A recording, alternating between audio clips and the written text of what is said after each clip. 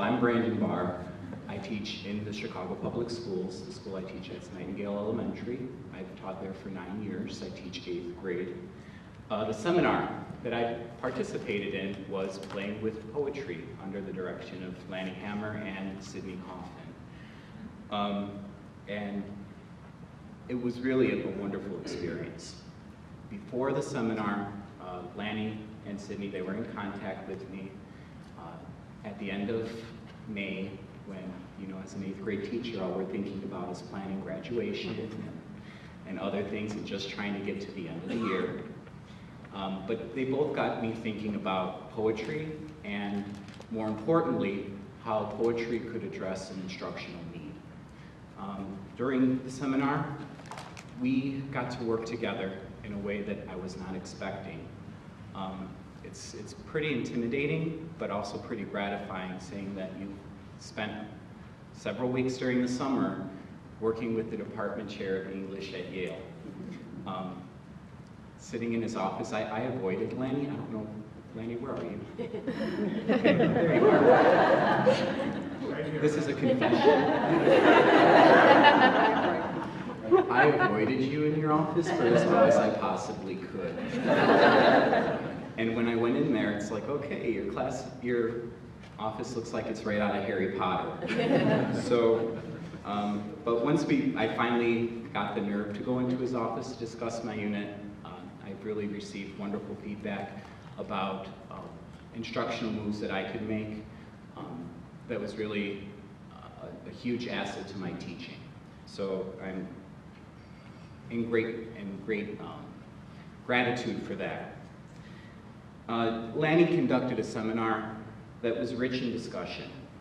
As a district, the goal is for us to create collaborative conversations among our students. Half of the instruction should come teacher to student. The other half should be student to student. Initially, when you hear that during a professional development session, you think, okay, that sounds great. What does it look like? How can I make that happen? How can I create a classroom culture that's conducive to that? I got to see firsthand how that could be successful from our seminar. Lanny would post a question, we'd have a reading, and then it was up to us to discuss it. I could see how it would actually be kind of frustrating for Lanny. I'm sure he had a preconceived idea of the answer long before he posed the question. And here we are struggling to think it through, but in reality, because of that, I got the chance to see how beneficial that approach to teaching is. So by seeing it practiced, it really affirmed the importance of that and why I need to do that with my own students. So that was a major takeaway from me as a teacher. After the seminar, that's when the work really started. Looking at my unit again, trying to come at it with fresh eyes, helping out my colleagues. There are a couple people who I was in contact with, looking at their units, revising them, making them better. I learned a lot through the revision process. I learned a lot by helping colleagues, and I learned a lot when colleagues helped me. Sydney, where are you, Sydney? Thank you, thank you, thank you. Sydney went through my unit and he tore it apart. Now, I really appreciate that because that's feedback that I never get. In my building, everyone always comes to me. Brandon, can you look at my writing? Brandon, can you give me ideas or a new perspective? I never get the development that I need, and it was nice to be able to reach out to somebody and get some significant feedback. So I'm very grateful for that, Sydney. Thank you. All this shows that we have developed a professional learning community. And there's always a lot of talk about how that improves practice. It's a nice buzzword, but when it actually develops, that's really significant and extremely important. So there's several colleagues, we've talked about challenges with the start of the new school year. We're always only an email away. So today really has the feeling of a homecoming. You see the familiar faces and you talk about some of the issues, and it's just good to see people who you know are talented, hardworking teachers. It's affirming to the practice. Because of the support that I received during the seminar, I produced a unit that recognized a real need in my teaching.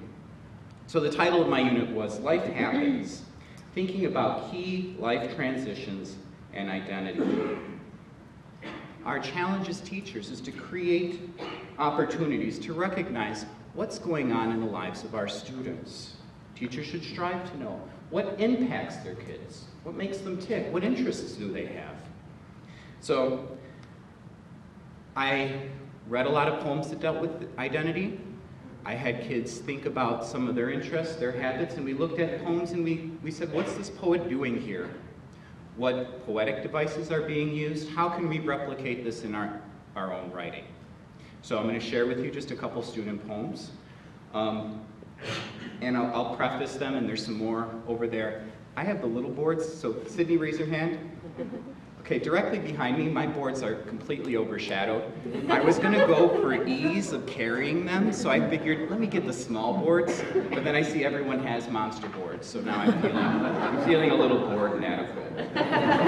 So, anyway, with Giselle's poem, I want you to see how expressive and well-constructed their work is. And more importantly, as a teacher, when I looked at it, I thought, I'm learning a lot about my kids. So this is Giselle's poem. And when I look at her poem, it's a reminder for me that kids are growing up. You don't think that kids are growing in front of you, but they really are. Anyone who's taught elementary school, if you look at a picture from the start of the school year to the end, you see that they're a few inches taller, maybe a little less cute. So when I look at her poem, I think this is a child that's growing up, and then I think about my role as a teacher. I'm the person who has to guide them through the process. So her poem's titled 5 Years Later. When I looked at it, listened for repetition. I like how she also sequences things through her stanzas. She does a really good job. She's a really nice girl, I think. 5 years later. Third grade didn't matter. I was only 8 years old. I didn't care about my hair. I didn't care what shoes I wore. I just left it all to my mother. During 6th grade, I cared.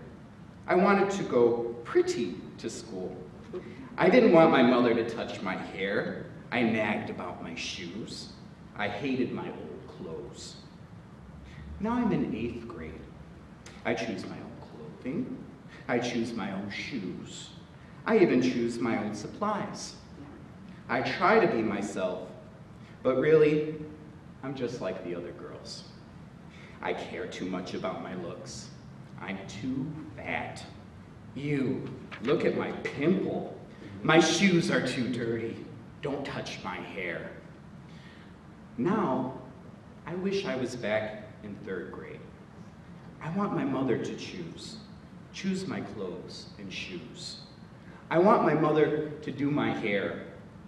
I wish I can go 5 years back. I don't want to care. So when you read something like that, you get a sense of what's going on in a kid's head.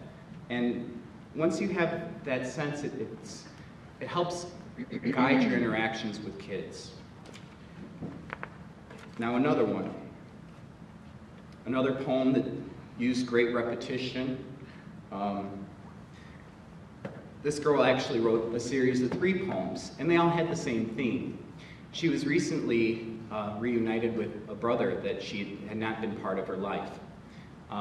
This wouldn't have come out unless I taught this unit and given her the outlet to express that. So it's something that's on her mind. I wouldn't have been able to draw that out of her otherwise. When I look at this, I think kids are dealing with things that we don't see, that we have no concept that are going on, and we need a way to tap into that to have a better understanding of our kids. Her poem was titled 12 Years. 12 years, 12 million unanswered questions, and not enough time. I want to talk to you every day, every minute for the rest of my life. I never want to lose you. I love you more than you will ever know. I love someone who I didn't know for 12 years. 12 years apart, and it all ended on September 19th, 2014. Will forever stay with me. 9/19/14 will always be one of the best days of my life. No one will ever know how I felt that day. I woke up knowing I will be meeting my brother. I will never let you leave ever again. We will never be apart ever again. 12 years, 12 million unanswered questions.